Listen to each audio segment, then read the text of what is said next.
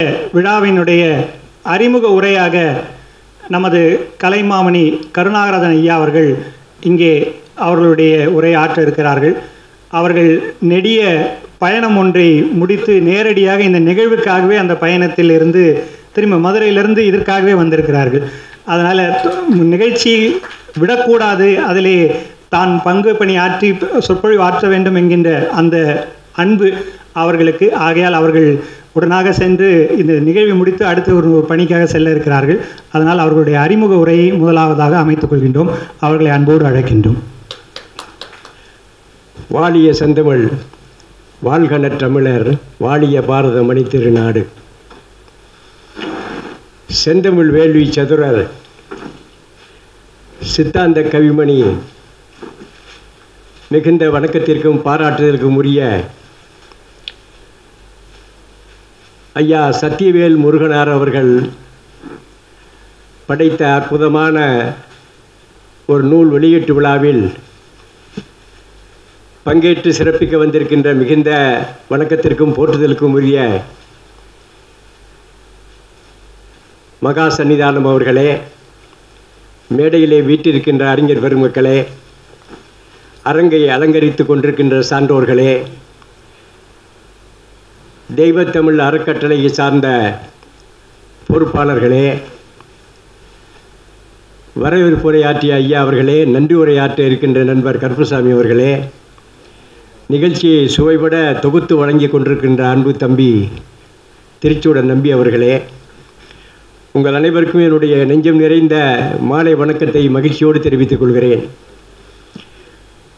நேற்று இந்நேரம் மதுரையில் ஒரு நிகழ்ச்சியிலே, ஒரு சோக நிகழ்ச்சியிலே பங்கேற்று கொண்டிருந்தேன். இன்று இந்த நேரத்தில் இந்த நிகழ்ச்சியில் பங்கேற்க முடியுமா என்ற ஐயத்தோடு தான் காலையில் 8:30 மணிக்கு மதுரையில் புறப்பட்டு 2:30 மணிக்கு செங்கல்பட்டு வந்து, ஐயா அவர்கள் தொடர்ந்து என் மீது வைத்திருக்கின்ற அன்பின் காரணமாகவோ நம்பிக்கையின் காரணமாகவோ அவர்கள் நூல் வெளியீட்டு விழா அனைத்திலுமே பங்கேற்கக்கூடிய அரிய வாய்ப்பை தந்து கொண்டிருக்கின்றார்கள். அந்த நம்பிக்கையை கெடுத்து விடக்கூடாது என்ற நல்ல எண்ணத்தின் அடிப்படையில் தவிர்க்க முடியாத உடல் வலி, பயண களைப்பு அனைத்தையும் தாண்டி காரில் வரும்போது கூட கொஞ்சம் சோர்வு, களைப்பு, மயக்கம் வர்ற மாதிரிலாம் இருந்துச்சு. அத்தனையும் தாண்டி எப்படியும் இந்த நிகழ்ச்சியில் பங்கேற்க வேண்டும் என்ற எண்ணத்தோடு உங்கள் முன்னால் நின்று கொண்டிருக்கின்றேன். இந்த நல்ல வாய்ப்பை தந்த ஐயா அவர்களுக்கு நன்றியை தெரிவித்துக் கொள்கிறேன். இன்று உழைப்பாளர் தினம் மட்டுமல்ல, குரு பயிற்சியும் கூட. சென்னையிலே வாழ்ந்து வருகின்ற ஒரு குரு இணையத்தின் மூலமாக பயிற்சியாக்கி கனடாவிலே உள்ள மாணவர்களுக்கெல்லாம் காட்சி தந்து, இணையத்தின் மூலமாக காட்சி தந்து நம்முடைய அறிவார்ந்த அனுபவங்களை எல்லாம் அந்த மாணவர்களுக்கு வழங்கி அந்த செய்திகளையெல்லாம் தொகுத்து ஒரு நூலாக வெளியிடுகின்ற இந்த நிகழ்ச்சி, இது ஒரு குரு பயிற்சி தான். அப்படிப்பட்ட அருமையான நிகழ்ச்சியிலே பங்கேற்கக்கூடியது என்னை பொறுத்தவரையில் ஒரு பெரும் பேறு என்று நான் கருதுகின்றேன். ரொம்ப செய்திகள் பேசணுன்னு தான் நினச்சிக்கிட்டேன். எனக்கே ரொம்ப நேரம் இங்கே உட்கார முடியாத நிலை இருக்கனால தான் மரபுகளையெல்லாம் மீறி நான் முதலில் ஏதோ ஒரு உரை ஆற்றிவிட்டு செல்கிறேன் என்று, அறிமுக உரை என்று தம்பி அழைத்தார்கள். இந்த நூலினுடைய சிறப்பு என்று நான் கருதுவது ஒரு 3 சிறப்புகளை பொதுவாக காண்கிறேன். பேராசிரியர் நன்னன் அவர்களை பற்றி நீங்கள் தெரிந்திருப்பீர்கள். பொதிகை தொலைக்காட்சியில் வாழ்க்கை கல்வி அப்படின்னு ஒரு பாடம் நடத்தினார். நான் ஒரு 10 ஆண்டுகள் பொதிகை தொலைக்காட்சியில் காம்பியராக நிகழ்ச்சி தொகுப்பாளராக பணியாற்றினேன். அதில் ஐயா நன்னன் நிகழ்ச்சியை பல முறை நான் தொகுத்து வழங்கியிருக்கேன். அவர் நிகழ்ச்சி நடத்துகிறத நீங்கள் பார்த்தீங்கன்னா வியப்பாக இருக்கும். அந்த ஸ்டூடியோவில் அவரும் கேமராமேன் மட்டும்தான் இருப்பாங்க. ஆனால் என்ன அருமையான தருவேன், என்ன கவனிக்கிறீங்களா, அந்த முதல் வரிசையில் இருக்க 3ஆவது ஆள் அங்கே திரும்பல, என்ன புரியலையா நான் சொல்கிறது, திருப்பி சொல்லணுமா, என்ன அந்த முதல் வரிசையில் ஆள் ஏதோ சிரிக்கிறீங்களே என்ன, இப்படி அவர் பாடம் நடத்துகிற வரைக்கும் அந்த 30 நிமிஷம் போகிறே தெரியாது. ஸ்டூடியோவில் உள்ளவங்க எல்லாம் விழுந்து சிரிச்சுக்கிட்டு இருப்பாங்க. நடிகர் திலகம் சிவாஜி கணேசனுக்கு எம்பி, ராஜ்யசபா எம்பி பதவி பெற்ற போது காமராஜர் திடல் அப்போ அரங்கம் இல்லை, ஒரு பாராட்டு விழா நடந்துச்சு. எல்லாம் கலந்துக்கிட்டவங்க எல்லாருமே அரசியல் தலைவர்கள். பேராசிரியர் நன்னனே அவர் அழைத்திருந்தார். அதுக்கு ஒரு காரணம் சொன்னார். இந்த தமிழ்நாட்டில் வந்து எழுத்தறிவு தந்த பெருமக்களாக நான் கருதுவது 2 பேரைத்தான். ஒருவர் பெருந்தலைவர் காமராஜர், அடுத்தவர் பேராசிரியர் நன்னன் என்று சொன்னார். என்ன கற்பனை ஆற்றல், என்ன நடிப்பு ஆற்றல்! அவர் நடிப்புக்கு முன்னால் நாங்கள்லாம் நிற்க முடியாதுயா. அவ்வளவு அருமையான இடத்துல பாருங்க. அரசாங்கம் வந்து ஒரு துறையே வச்சு செய்ய முடியாத சாதனையை இந்த மனுஷன் தொலைக்காட்சி மூலமாக செஞ்சுட்டு இருக்காரு என்று நெஞ்சம் நெகிழ்ந்து சிவாஜி அவர்கள் சொன்னார்கள். நன்னன் பங்கேற்றதைத்தான் பெரும் பேராக கருதி பேசினார் சிவாஜி அவர்கள். அந்த நன்னன் என்ன தொலைக்காட்சி மூலமாக செஞ்சாரோ இணையத்தின் மூலமாக அப்படியே செஞ்சுருக்கார் ஐயா. அவர் எப்படி மாணவர்களை உற்சாகப்படுத்துறதுக்கு அப்பப்போ கேள்விகள் எழுப்பி அவங்க சந்தேகத்தை போக்குற மாதிரி செய்வாரோ அதை அப்படியே செஞ்சுருக்கிறார். அது வந்து ஏதோ ஒரு ஒரு ஒரு வகுப்பு நடத்துகிற மாதிரி இல்லாமல் மாணவர்களை முன்னால் வைத்து கொண்டு நடத்தக்கூடிய ஒரு ஆசிரியர் எவ்வாறெல்லாம் மாணவர்களுக்கு சந்தேகம் எங்கெங்கே எழும் அவரே யோசிக்கிறார். இந்த இடத்துல அந்த மாணவனுக்கு சந்தேகம் வரும், இந்த இடத்துல இது கடினமான கருத்து என்று நினைப்பான் என்று நன்னன் அவர்களை போன்று அவர்களே கற்பனை செய்து கொண்டு கடினமான செய்திகளை எல்லாம் மாணவர்களை உணர்ந்து உள்வாங்கி கொண்டு தனக்கு முன்னால் இருப்பது போன்று பாவித்து கொண்டு நடத்தியிருக்கின்றார். எனவே பேராசிரியர் நன்னன் செய்த அந்த மகத்தான பணியை ஐயா அவர்கள் செய்திருப்பதை இந்த நூலில் நாம் பார்க்க முடியுது. இரண்டாவது, ஒரு கடினமான செய்தியை வந்து விளக்கும்போது அந்த ராவா அந்த செய்தியை சொன்ன எல்லாருக்கும் புரியாது. பேரறிஞர் அண்ணா அவர்கள் எழுத்தாற்றல் பேச்சாற்றலில் பெற்ற வெற்றிக்கு மகத்தான காரணம் அவர் எடுத்த அந்த எடுத்துக்காட்டுகள், ஓமைகள். கடினமான விஷயத்தை கூட எளிமையான ஓமையின் மூலமாக பேரறிஞர் அண்ணா அவர்கள் சொல்வார்கள். அறிஞர் அண்ணா அவர்கள் செய்த அந்த அரிய பணியை ஐயா அவர்கள் செய்திருக்கின்றார்கள். அவர் எடுத்துக்கொண்ட தலைப்பு சைவ சித்தாந்தம். எல்லோருக்கும் புரியாது, படித்தவனுக்கே புரியாது. அவ்வளவு கடினமான ஒரு தலைப்பை எடுத்துக்கொண்டு மிக எளிமையாக எப்படி சொன்னால் இந்த மாணவனுக்கு புரியும் என்று அதற்கு ஏற்ற சான்றுகளை, அதற்கு ஏற்ற உதாரணங்களை அங்கங்கு கையாண்டிருக்கின்றார். எனவே ஓமைகளை, எடுத்துக்காட்டுகளை எடுத்துக்காட்டியதில் பேரறிஞர் அண்ணா அவர்களோடு ஐயா அவர்களை நான் பார்க்கிறேன். மூன்றாவது செய்தி, தமிழ்நாட்டில் வந்து ஆன்மீக செய்திகளை வந்து பலர் பேசிகிட்டு இருக்காங்க, பல அமைப்புகள் செஞ்சிட்டு இருக்காங்க. ஆனால் எதிர்பார்த்த அளவுக்கு வெற்றி பெற்றிருக்காங்களா அப்படின்னா, கடை விரித்தேன் கொள்வார் இல்லை கட்டிக்கொண்டேன் என்று வள்ளலார் சுவாமிகள் அவர் கடை இன்னைக்கு விரிக்கப்பட்டிருக்கு. அவர் வருத்தப்பட்டு சொல்லிட்டு போயிட்டாரு. அவர் மறைந்த பிறகு உலகமெங்கும் அவர் கடைகள் விரிக்கப்பட்டிருக்கின்றன. அவர் கருத்து விற்பனை ஆகிட்டு இருக்குது. ஆனால் அவர் சோர்ந்து போய் நம்ம எதிர்பார்த்த அளவுக்கு பயன் இல்லையே என்ற இயக்கத்தோடு கடை விரித்தேன் கொள்வார் இல்லை கட்டி கொண்டேன்னு சொன்னார். அப்படி கட்டிக்கிற மாத்தான் பல ஆன்மீக பணியாளர் பணி இருக்குது. அருட்தந்தை வேதாத்திரி மகரிஷி அவர்கள் ஒரு மகத்தான சாதனையை பண்ணி கொண்டிருக்கிறார். அவருக்கு உலகமெங்கும் சீடர்கள் இருக்கின்றார்கள், அமைப்புகள் இருக்கின்றன. அதற்கு என்ன காரணம் என்றால், மற்ற அருட்பணியாளர்கள், ஆன்மீக பணியாளர்கள் செய்யாத பணியை அவர் என்ன செய்தார் என்றால், தான் சொல்ல விரும்பிய கருத்துக்களை எல்லாம் விஞ்ஞானபூர்வமாக சொன்னார். Scientifically proved. அவர் வந்து சாதாரண ஒரு நெசவு தொழிலாளி, ஓதாரையே கட்டான்னு வள்ளலார் சொல்கிற மாதிரி அவர் கற்றுருக்குன்னு நினைக்கிறேன். பெரிய பெரிய ஃபிசிக்ஸு, கெமிஸ்ட்ரி, அந்த மாதிரி அறிவியல் உண்மைகளோடு தான் உணர்த்திய கருத்துக்களை சேர்த்து சொன்னார். எனவே தான் அவர் வாழ்ந்து கொண்டிருக்கிறார். அவருடைய கருத்துக்கள் வந்து உலகமெங்கும் சென்று பல பேராசிரியர்களால் பல்கலைக்கழகங்களில் ஆய்வு செய்யப்படுகின்றன. அதற்கு காரணம் அந்த செய்தியை மாத்திரம் சொல்லாமல் அறிவியல் பூர்வமாக நான் சொல்லக்கூடிய கருத்து எப்படி பொருந்தும் என்று நிரூபித்தார். அந்த சாதனையை ஐயா செஞ்சிருக்கிறார்.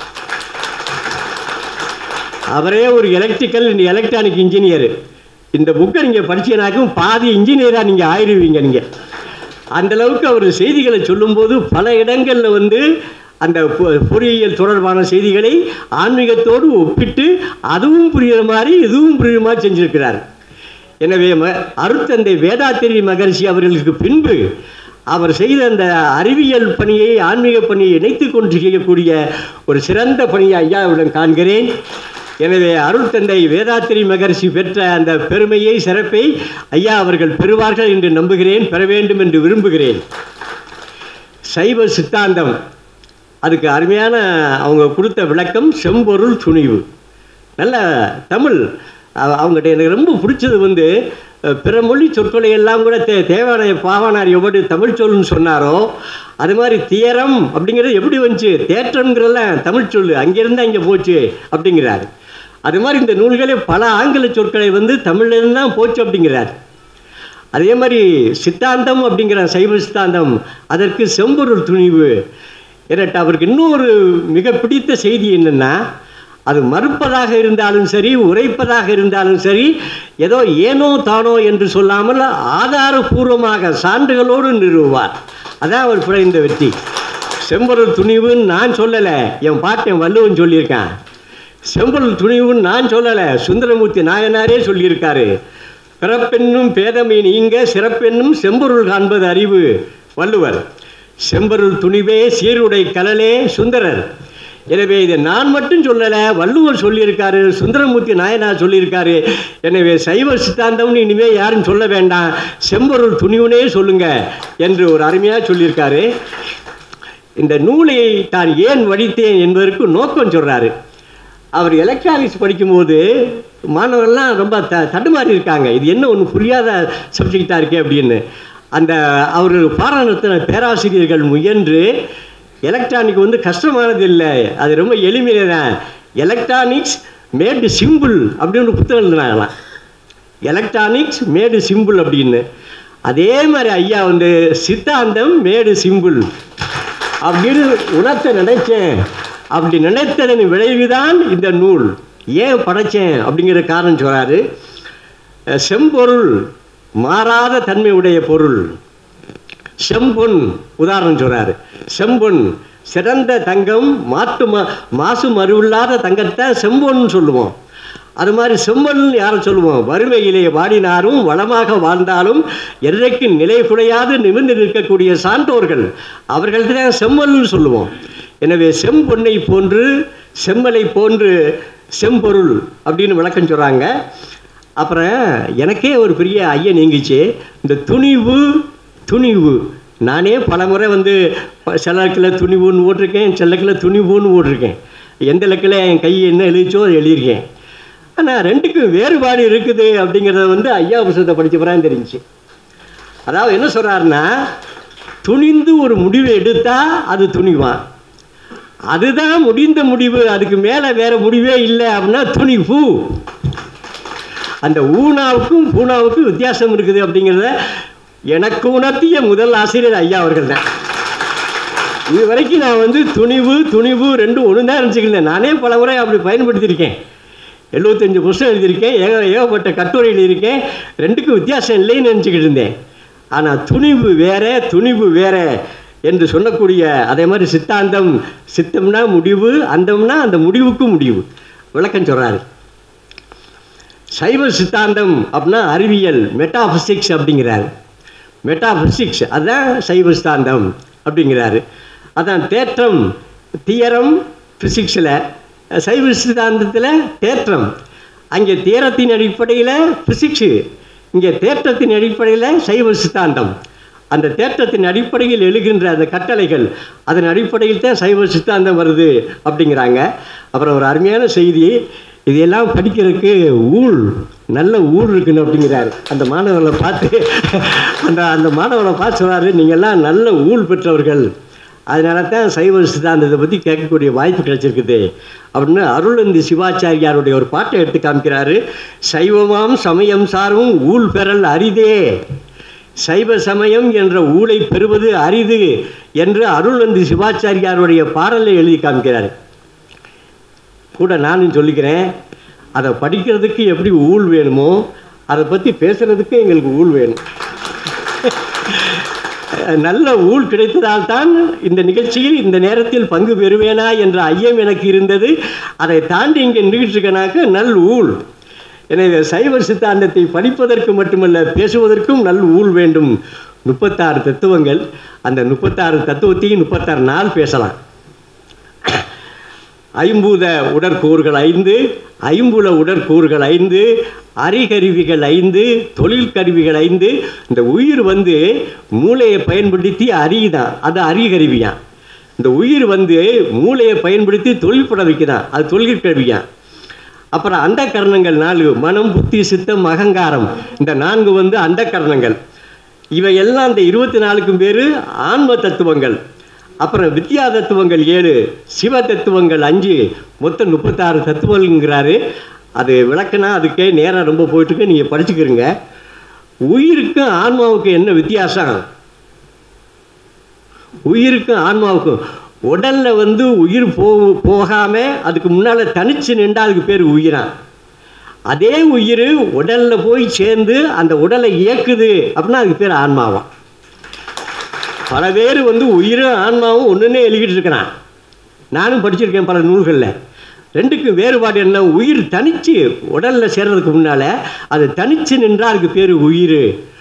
உயிர் உடலில் சேர்ந்து அந்த உடலை இயக்குது, அப்போ அதுக்கு பேர் ஆன்மா அப்படிங்கிறார். ரொம்ப நான் சொன்னது பூரா அரிய செய்திகள். யார்? அப்புறம் ஆசிரியர், ஆச்சாரியார், குரு, இந்த 3க்கும் வேறுபாடு ரொம்ப அருமையாக சொல்லியிருக்கார் ஐயா. இது எல்லாரும் நீங்கள் தெரிஞ்சுக்கணும். அதாவது உலகத்துக்கு உலக கல்விக்கு வழிகாட்டுறது ஆசிரியர், எங்களை மாதிரி ஆளுங்க ஃபஸ்ட்டு கேட்டகரி. உலகத்திற்கு உலக கல்விக்கு வழிகாட்டுவது ஆசிரியர். தத்துவ கல்விக்கு வழிகாட்டுவர்கள் ஆச்சாரியார்கள்.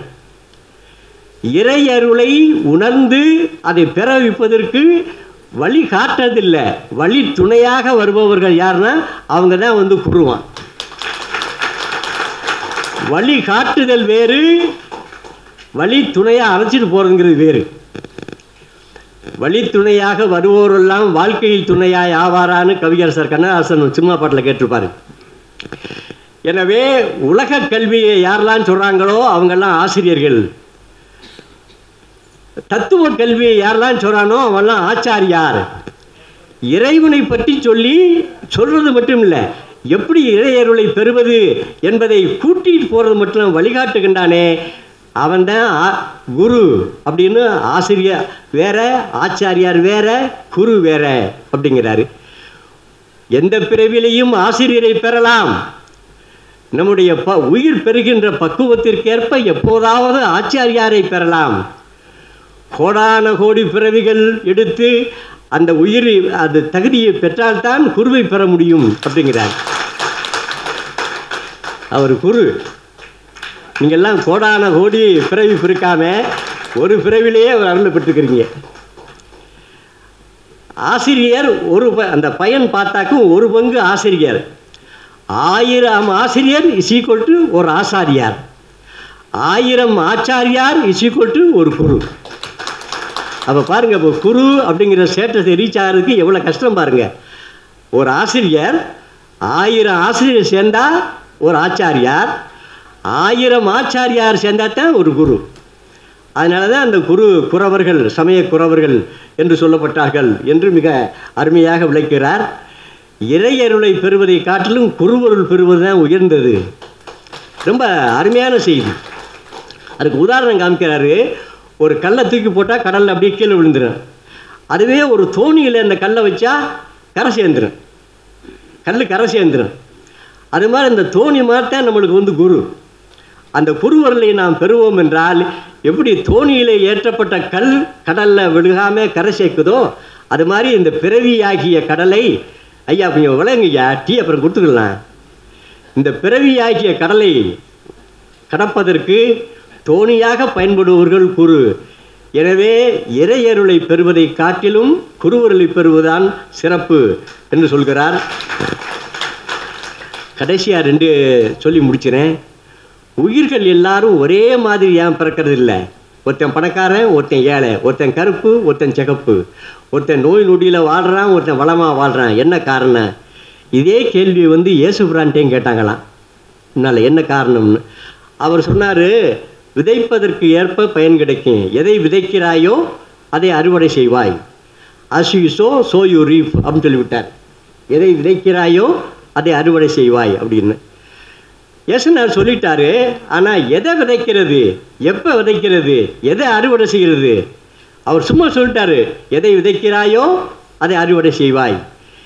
ஆனால் தமிழன் பல ஆண்டுகளுக்கு முன்னாலே எதை விதைக்கணும், விதைச்சா என்ன கிடைக்கும் அப்படின்னு சொல்லிட்டான். விதை விதைத்தவன் விதை அறுப்பான், வினை விதைத்தவன் வினையை அறுப்பான். அது சரி, இந்த சிமிலாரிட்டியை பார்த்தீங்கன்னாக்க நம்ம தமிழ்நாட்டில் விளங்குற இதே பழமொழி கருத்து இயேசுக்கு எப்படி தெரிஞ்சுச்சு ஐயா? இயேசுக்கு எப்படி தெரிஞ்சுச்சு? ஏறத்தாழ இதே சிந்தனையை இயேசு சொல்கிறாரு. என்ன காரணம் என்றால், இயேசுவும் ஒரு தமிழன் தான். இது வரைக்கும் யாரும் சொல்லாத ஒரு துணிவான கருத்து. அவன் திருவள்ளுவரையே கிறிஸ்டின் சொல்லிட்டு இருக்கான். ஆனால் பாவி, உன் பாட்டனே தமிழன் தாண்டாங்கிறார் ஐயா.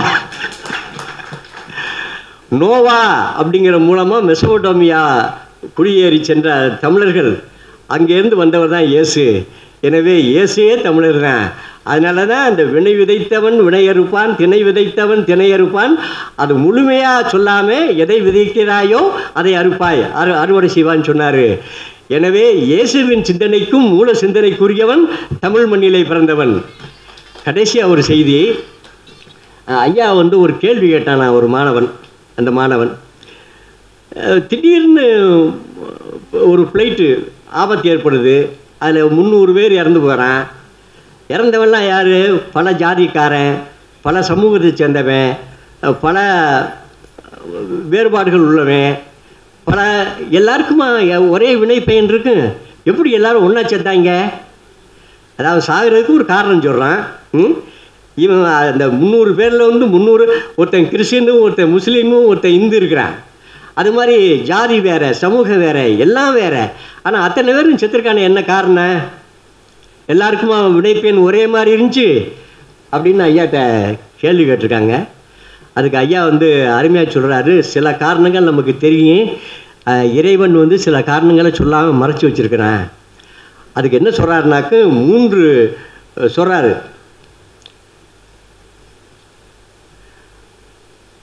ஆதி தெய்வீக வினை, ஆதி பௌதீக வினை, ஆதி ஆன்மீக வினை. என்ன காரணம் தெரியாமல் ஏற்படுத்தினாக்கா அது ஆதி தெய்வீக வினை. பூகம்பம், நிலநடுக்கம், இயற்கை பேரிடர் ஆதி பௌதீக வினை. ஒரு மனிதனால் அல்லது சிலர் சேர்ந்து பலரை அழிக்கிறான், அது என்ன காரணம்னா ஆதி ஆன்மீக வினை அப்படிங்கிறார். எனவே இதுக்கு என்ன காரணம் அப்படின்னாக்க ஏதாவது ஒரு காரணம் இருக்கு அப்படின்ட்டு ஐயா ஒரு செய்தி சொல்கிறாரு. அந்த கேள்வியை கேட்டேன் இலங்கை தமிழன். இலங்கை இதை மட்டும் சொல்லி முடிக்கிறேன். இலங்கை சிவபூமி, சிவன் எழுந்திருக்கின்ற பூமி சிவபூமி. அந்த பூமி சிங்களவர்களால் அழிக்கப்பட்டது. அங்கே வாழ்ந்த தமிழர்கள் துன்பத்திற்கு, சோதனைக்கு, வேதனைக்கு ஆளாக்கப்பட்டார்கள். ஆனால் இறைவன் அதன் மூலமாக ஒரு பெரிய நன்மையை செஞ்சிருக்கிறான். என்ன? அந்த நாட்டில் மட்டும் அந்த தமிழன் வாழ்ந்திருந்தாக்கு இலங்கையில் மட்டும்தான் சைவம் வளர்ந்துருக்கு, தமிழ் வளர்ந்துருக்கு, ஆன்மீகம் வளர்ந்துருக்கு. அந்த தமிழர்கள் அங்கிருந்து புலம்பெயர்ந்து உலகின் பல நாடுகளுக்கு சென்றதால் இன்று உலகின் பல நாடுகளிலே சைவம் வளர்ந்து கொண்டிருக்கின்றது, தமிழ் வளர்ந்து கொண்டிருக்கின்றது. அதான் அந்த மணிவாசன் சொல்லுவார் இல்லையா, வேகம் கெடுத்தாண்ட வேந்தன் அடி வெல்கன்னு. அதென்ன கெடுத்து ஆண்டு? கெடுக்கிறேன்னா கெடுக்கிறதானே, அதுக்கு ஆப்போசிட் ஆண்டு என்னன்னு. அதான் இலங்கையில் செஞ்சது. அதான் வேகம் கெடுத்து ஆண்டு இருக்கார். அது மாதிரி வாழ்க்கையில் நம்மளுக்கு ஏதோ சோதனை துன்பம் வர்ற மாதிரி தெரியும். கடவுளையே ஒரு நம்பிக்கை இருந்தேனே, எனக்கு ஏன் இந்த சோதனைன்னு. அதான் வேகத்தை கெடுத்துருப்பார், பிறகு நம்மளுக்கு நல்ல வாழ்வு தருவார். இந்த இலக்கில் ஒரு செய்தியை சொல்லி முடிச்சுக்கிறேன். அறிஞர் அப்துல் கலாம் ஆக நினைச்சது குடியரசுத் தலைவராக இல்லை, அணு ஆயுத விஞ்ஞானியாக இல்லை, ஆகாய விமானத்தை ஓட்டக்கூடிய ஃப்ளைட்டு, அதை ஓட்டக்கூடிய அதை இயக்கக்கூடியவராக தான் அவர் வாழ்க்கையில் ஆசைப்பட்டார். அதுக்காகத்தான் சென்ட் ஜோசப் காலேஜில் ஃபிசிக்ஸ் படித்தார். அதுக்காகத்தான் எம்ஐடியில் அந்த இன்ஜினியரிங் படித்தார். அவருடைய கனவே, லட்சியமே நான் பைலட்டு, ஆகாய விமானத்தை இயக்கக்கூடிய பைலட்டாக வரணும் அப்படின்னு. அவர் என்ன வேலை பார்த்தாலும் அவருடைய கனவெல்லாம், நினைவெல்லாம், நான் என்னைக்கு ஃப்ளைட்டை ஓட்டுவேன், அந்த வாய்ப்பு எனக்கு எப்போ கிடைக்கும் அப்படின்னு நினச்சிக்கிட்டு இருந்தார். டேராடூனில் நடந்துச்சு இன்டர்வியூ, அதுக்கு போயிருந்தார். அங்கே 8 பேர் செலக்ட் பண்ணுன்னு ஒரு 10-15 பேர் போயிருக்காங்க. இவருக்கு முன்னால் வரைக்கும் 8 பேர் செலக்ட் பண்ணிட்டாங்க. அந்த 8 பேர் எத்தனை பேர் தேவையோ அந்த 8 பேரையும் இவருக்கு முன்னாலே செலக்ட் பண்ணிட்டாங்க. அடுத்த ஆள் இவர் கிடைக்கல. இவருக்கு முன்னாலேயே தான் கட்டிய கனவு கோட்டை தூள் தூளாக போவதை அப்படியே மனசில் நினைக்கிறாரு. எதை நினைத்து நாம் படித்தோமோ, எதை நினைத்து நாம் பட்டம் பெற்றோமோ அது நிறைவேறவில்லையே. ராத்திரி பூரா தூக்கம் இல்லை. காலையிலே எந்திரிச்சு கங்கை கரை ஓரத்தில் நடந்து போயிட்டுருக்காரு. சிவானந்த ஆசிரமம். அங்கே சிவானந்தர் சீடர்களுக்கு உபதேசம் பண்ணிகிட்ருக்காராம். இவர் போய் உட்கார்றாரு. அவர் பார்க்குறாரு சிவானந்தர், யார் அந்த பையன், இது வரைக்கும் வராத சீடு, நான் புதுசாக இருக்கானே அப்படின்னு இவனை பார்த்துக்கிட்டே இருக்காரு. நிகழ்ச்சி பேசி உபதேசம் பண்ணி முடிச்சோடனே இங்கே வாப்பான்னு கூப்பிட்றாரான். போய் கிட்டே உட்காந்துருக்கிறாரு. என்னப்பா உன் மூஞ்சியை பார்த்தாக்க எதையோ எதிர்பார்த்து நடக்காமல் ஒரு ஏமாற்றம் முகத்தில் தெரியுதே, அப்படியாப்பா அப்படின்னு கேட்டாரான் சிவானந்தர். ஆமாம் சாமி அப்படின்னு நடந்தான்னு சொல்கிறாரான்.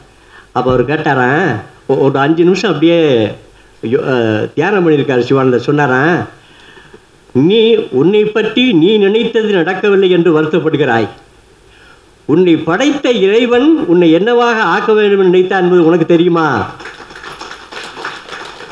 உன்னை பற்றி நீ நினைத்தது நடக்கவில்லை என்று வருத்தப்படுகிறாய். உன்னை படைத்த இறைவன் உன்னை எதற்கு படைத்திருக்கிறான் என்று உனக்கு தெரியுமா? தெரியலையே சாமி. அப்படியே அப்படியே தலையில் கை வச்சு, நீ நினைத்ததை காட்டிலும் உன்னை படைத்த இறைவன் உன்னை பெருசளவுக்கு ஆக்கிடுவான், நம்பிக்கையோட போ. ஆனாரா இல்லையா? எப்படி இலங்கை தமிழர் மாட்டேன், இலங்கையில் பாதிப்பு ஏற்படுத்தி உலகம் பூரா தமிழை வளர்க்குறான், சைவத்தை வளர்க்குறான். அது மாதிரி ஃப்ளைட்டு ஓட்ட முடியலையே, நம்முடைய லட்சியம் நிறைவேறலையேன்னு நினச்சினாரு. உலகமெல்லாம் போற்றக்கூடிய உத்தமராக, அணு விஞ்ஞானியினுடைய அணுவை கண்டுபிடித்த ஆற்றல் மிக்க பொறியாளராக, இந்தியாவினுடைய இணையற்ற குடியரசுத் தலைவராக, இந்த நாட்டிலே வாழ்ந்து வரக்கூடிய இளைஞர்களுக்கு மாணவர்களுக்கெல்லாம் மிகச்சிறந்த எடுத்துக்காட்டான இளைஞராக வழிகாட்டியாக விளங்கினார். எனவே இறைவன் என்ன நினைக்கிறான் என்பது தெரியாது, உங்களுக்கும் தெரியாது, எனக்கும் தெரியாது. இந்த நல்ல வாய்ப்பை தந்த ஐயா அவர்களுக்கு நன்றி கூறி விடைபெறுகிறேன்.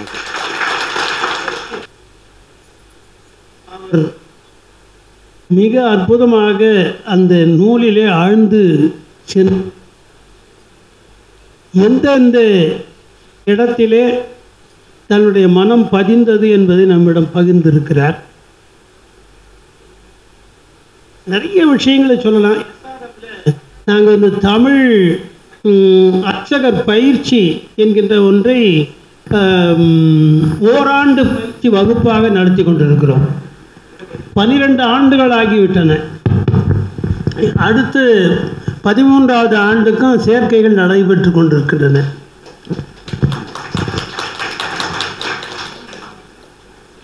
ஆக அந்த எஸ்ஆர்எம் பல்கலைக்கழகத்திலே அவர்கள் ஒரு 13 ஆண்டுகளுக்கு முன்னாலே இதற்கு வித்திட்ட போது பொன்னவைக்கோ என்கின்ற என்னுடைய நண்பர் தான் அங்கே துணை வேந்தராக இருந்தார். அவர் அழைத்து தான் நான் சென்று அந்த பணியை மேற்கொண்டேன். அதன் பின்னாலே அது இடையிலே கொஞ்சம் தொய்வு வரும் போல் இருந்தது. அவர் ரிட்டையர் ஆகிட்டார். ஆனால் ஒரு கவலையும் படாது. இப்போ சொன்னால் கடவுள்லேருந்து அவர் நீ என்ன வரணும்னு நீ நினைக்கிற அப்படின்னு அப்துல் கலாம் சொல்லி என்ன ஆகணும்னு அவன் நினைக்கிறான், கொஞ்சம் வெயிட் பண்ணு என்று சொன்னது போல் அவருடைய காலத்துக்கு பிறகு கவலைப்படாதே, மிகப்பெரிய ஒரு அற்புதமான ஒரு உந்து சக்தியை உனக்கு தருகிறேன் என்று கடவுள் தந்து நாங்கள் பெற்ற ஒரு அற்புதமான பரிசு தான் நம்முடைய கருநாகராஜன் அவர்கள். கலைமாமணி கருநாகராஜன் என்ற அந்த சொற்களை நான் அவருக்கு அறிமுகம் ஆகிறதுக்கு முன்னால் நான் கேள்விப்பட்டிருக்கேன். அப்புறம் நேரடியாக பழக ஆரம்பிச்சேன். இப்போ தமிழ் பேராயத்துக்கு அவர் தான் தலைவர். அது எந்த விதத்திலேயும் எங்களுடைய இந்த கோர்ஸுக்கு பாருங்கள், இந்த கோர்ஸ் இடையில் அங்கங்கே எந்த விதமான இடையூறுகளையும் அடையக்கூடாது என்பதற்காக ஒரு கோழி குஞ்சை அடை காப்பது போல எங்களை அடை காத்து கொண்டிருக்கிறார். அந்த இந்த தமிழ் கருவை உன்னிடம் கொடுக்கிறேன் என்று ஆண்டவன் அவரிடம் கொடுத்த காரணத்தினாலோ என்னவோ அவர் கரு நாகராஜன் ஆகினார். அவர் இப்பொழுது இங்கு முதல் முறையாக அந்த மிக சிறப்பான உரையை ஆற்றி அமர்ந்திருக்கிறார். தமிழ் பேராயத்திலிருந்து அவர் வாழ்த்தியதை அந்த காலத்து பழம்பெரும் தமிழ் சங்கமே வாழ்த்தியதாக அடியேன் கருதுகிறேன் என்று சொல்லி அவருக்கு என் நன்றியை தெரிவித்துக் கொள்கிறேன்.